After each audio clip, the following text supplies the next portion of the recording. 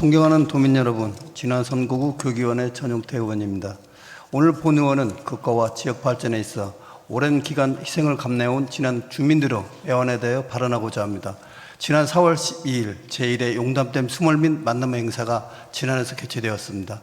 이제는 다 고령이 되신 참석분들을 보면서 세월이 참 야속하다는 생각과 24년이 지나서야 뵙게 되어 송구스러운 마음을 갖지 않을 수 없었습니다. 그리고 본 의원은 국가와 지역 발전을 위해 희생한 주민의 헌신에 대해 다시 생각하는 계기가 되었습니다. 용담댐 하면 많은 분이 2001년 완공된 현재의 용담댐을 생각하실 것입니다. 그러나 용담호는 일제강점기 조선 총독부가 남한 최초 수력발전소를 건설하려 했던 곳이기도 합니다. 당시 조선 총독부는 수자원 개발 사업을 위해 용담댐 건설 계획을 발표하고 1943년 지난 20애정지 주민의 전달과 가옥 등을 조선 전업 주식회사로 강제 수용했습니다.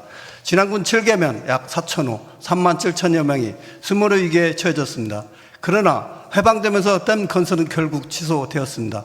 그럼에도 용담댐 건설 예정 지역은 국가기관 산업 용지란 명분으로 농지 분배에서 제되었고 해당 주민들은 1950년대까지 소작료를 납부하는 소작인으로 살아야 했습니다.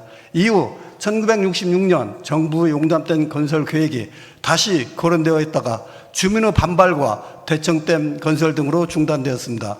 그러다 1989년 또다시 용담댐 건설 계획이 확정되었습니다. 일제강점기부터 22기를 겪어왔던 지역 주민들의 즉각적인 반대 투쟁에 나섰습니다. 그러나 결국 1992년 용담 다목적댐 건설은 확정되었습니다. 2001년 완공된 용담댐 수몰 면적은 진안군 6개 읍면 953평방미터, 수몰면은 2,660여 가구, 12,600여 명이나 되었습니다. 그러기에 용담댐은 자신의 의지와 관계없이 조상 대대로 삶의 터전을 끌어왔던 정든 고향을 영원히 볼 수 없는 깊은 물속에 잠겨 놓아야 하는 쓰라린 시련과 아픔과 피를 나눈 형제와 같은 이웃과 생이별하는 가슴 맺어지는 지난 주민의 고통을 담보로 건설된 것입니다. 그리고 지금까지 전북의 미래인 새만금 개발 성공을 위한 지역 발전의 젖줄이라는 자부심과 광역상수원으로서 전북 도민에게 깨끗한 식수를 제공하기 위해 2005년부터 주민 자율관리 방식으로 1급수 수준을 유지하기 위해 헌신하고 있습니다. 그러나 용담댐 운영으로 댐 하류 등에 용수와 전력을 공급하고 홍수방지 등을 편입을 제공하는 반면에 댐 주변 지역은 인구 유출, 지역 경제 약화, 각종 행위 규제에 따른 재산권 행사 제약 등 피해자가 발생하고 있다는 점에서 희생한 지역에 대한 충분한 보상과 지원이 이루어지고 있는지 의문입니다. 특히 전문가들은 현황댐 주변 지역 지원 사업의 실제 평균과 피해에 대한 정확한 산정이 이루어지고 있다고 지적합니다.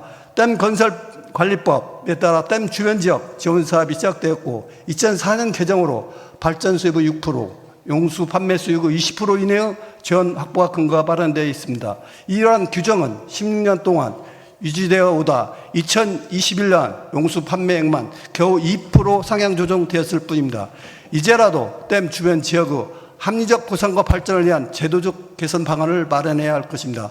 강원도로만 하더라도 지난해 강원특별법 제3차 개정에 있어 댐 주변 지역 지원 방안과 관련해 소양감댐 수익 30%를 지역사회에 환원할 것을 논의하고 있다는 점에서 전북자치도 역시 용담댐 수익 지역 환원 반응 마련에 대하여 적극 나서야 할 것입니다.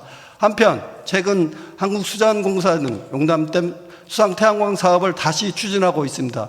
이미 우리 의회에서도 광역직수원의 완전한 관리 차원에서 전북자치도가 적극 대응해야 한다는 점을 강조한 바 있습니다. 그러나 다른 상수안과 달리 지난 겨우 주민들의 자체 정화와 관리의 노력을 이어가고 있다는 점에서 130만 도민의 수공급을 위해 지난해 노력한 부분을 간과해서는 안 된다고 생각합니다. 특히 수공이 제시하고 있는 주민 참여 수상태양광 사업의 수익 구조가 지역 주민에게는 직거래에 불과하다는 점에서 전북자치도가 적극 나서야 합니다. 결국 전북자치도가 안전하고 깨끗한 광역수소를 위해 수상태양광 설치에 따른 중장기적 수질 모니터링과 방지 대책, 탄소 중립 실천을 위한 에너지 전환이라는 시대 흐름을 이어갈 수 있도록 전북 도민의 수용성 제고 방안 등을 한국수자원공사와 적극 협의하고 지역 발전을 위한 다양한 정책을 끌어내야 합니다. 논란과 갈등보다는 협의와 지역 발전을 위한 수교 자세로